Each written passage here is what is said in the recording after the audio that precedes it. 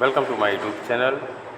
Dear students, today I will discuss something on mycoplasma. जो mycoplasma है ये bacteria का ही एक जीनस होता है। जैसा कि स्क्रीन पे देख रहे हैं, mycoplasma is a genus of bacteria. और इसके लिए PPLO यानी कि प्लूरोनिमोनिया लाइक ऑर्गेनिज्म के नाम से भी जाना जाता है। Mycoplasma causes bovine pleuropneumonia disease इन कैटल्स, यानी कि जो चौपाए होते हैं, जो कैटल्स होते हैं, गाय, भैंस, बैल, तो इनमें बोवाइन प्लूरोनिमोनिया डिजीज काज करता है। They also cause different diseases in plants, यानी कि जो माइकोप्लाज्मा है ये प्लांट्स में भी डिफरेंट टाइप की डिजीज काज करते हैं, प्रोड्यूस करते हैं। They are saprophytic and parasitic in nature.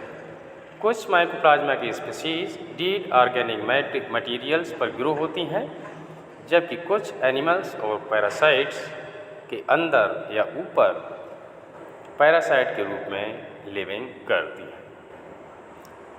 Discovery की अगर बात करें तो माइकोप्लाज्मा पर discovered by Pasteur in the year 1930 when he dealt with pleuropneumonia disease in the kettles.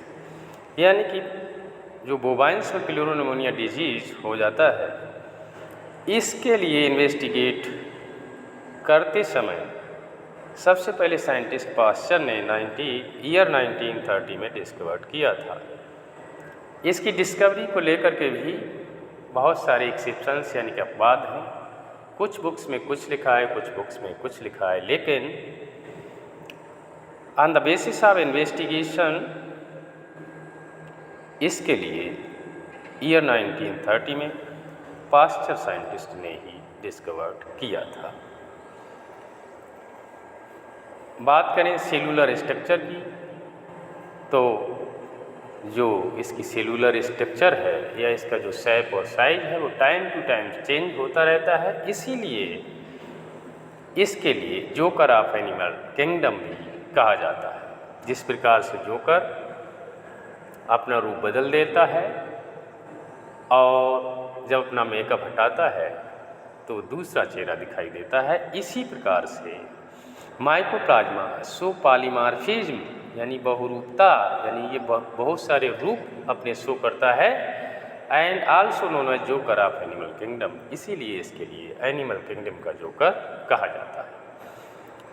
इसके चारों ओर सेल वॉल एब्सेंट होती है और लेकिन इसके सेल के चारों triple layered unit membrane present होती है, जो लिपोप्रोटीन के द्वारा निर्मित होती है और इसकी सेल के चारों ओर पाई जाती है।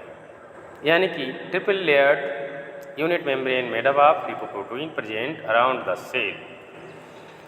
और जो मेम्ब्रेन ट्रिपल लेयर्ड होती है उसकी थिकनेस 70 से लेकर के 120 एंगस्ट्रम के बराबर होती है। इसके साइटोप्लाज्म में DNA strand, RNA granules and ribosomes विशेष रूप से दिखाई देते हैं। यानी कि cytoplasm contains DNA strand, RNA granules and ribosomes molecules. ये माइकोप्लाज्मा का सेलुलर डायग्राम है, स्ट्रक्चर है।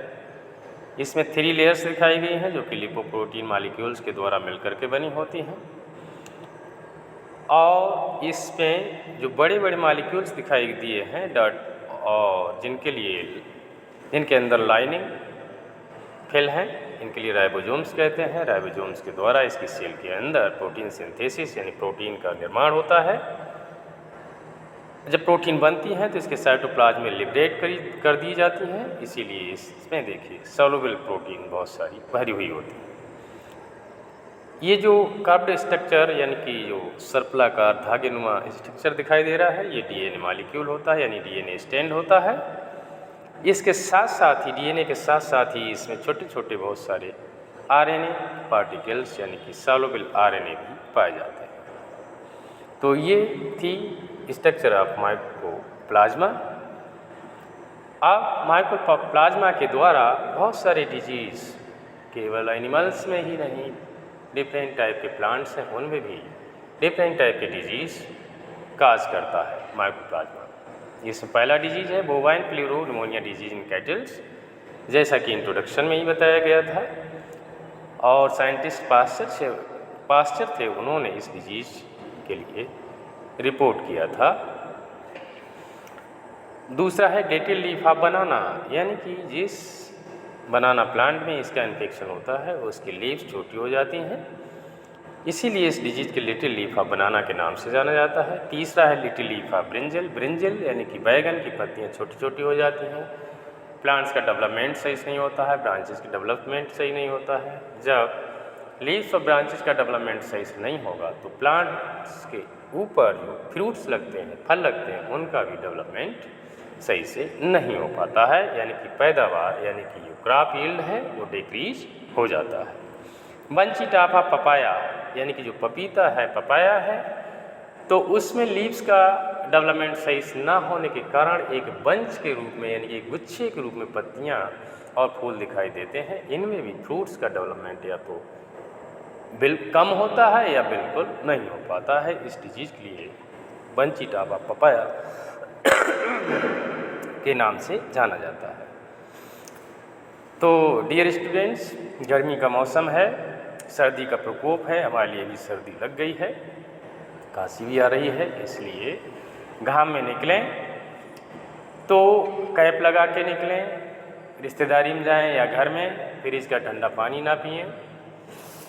और जो है अगर खांसी के जुखाम के बुखार कोई लक्षण अगर दिखाई देते हैं तो आपके लिए मेडिसिन यानी कि दवाई ले लेनी चाहिए, जिससे कि इस मौसम में कोल्ड से छुटकारा आपके लिए मिल सके। चलिए बढ़ते हैं। तो ये था माइकोप्लाज्मा के बारे में। माइकोप्लाज्मा के लिए एनिमल किंगडम का जोकर कहा जाता है। इसके द्वारा डिफरेंट टाइप के डिजीज़ होते हैं, कुछ कैटल्स में होते हैं, ह्यूमंस में भी होते हैं, ऐसा नहीं कि ह्यूमंस में नहीं होते हैं। डिफरेंट टाइप के रेस्पिरेटरी और यूरिनोजेनिटल डिजीज़ हो जाते हैं। और इसके अलावा प्लांट्स में बहुत सारे डिजीज़ होते हैं। इसके लिए आपको ये याद रखना है, सेलुलर स्ट्रक्चर के बारे में याद रखें, यानी कि इसके चारों ओर सेल वॉल पर एब्सेंट होती है, लेकिन लिपोप्रोटीन से बनी 3 लेयर्ड मेम्ब्रेन पाई जाती है, जिसके लिए यूनिट मेम्ब्रेन कहा जाता है। और इस सेल के अंदर DNA strand, RNA molecules, soluble protein particles etcetera विशेष रूप से दिखाई देते हैं। आपके लिए स्ट्रक्चर भी बनाना पड़ता है। Dear student, thank you so much. अगर चैनल पर नए हैं तो हमारे चैनल को सब्सक्राइब करके इस तरीके के नए नए वीडियोस देखने के लिए हमारे चैनल को आप सब्सक्राइब कर सकते हैं।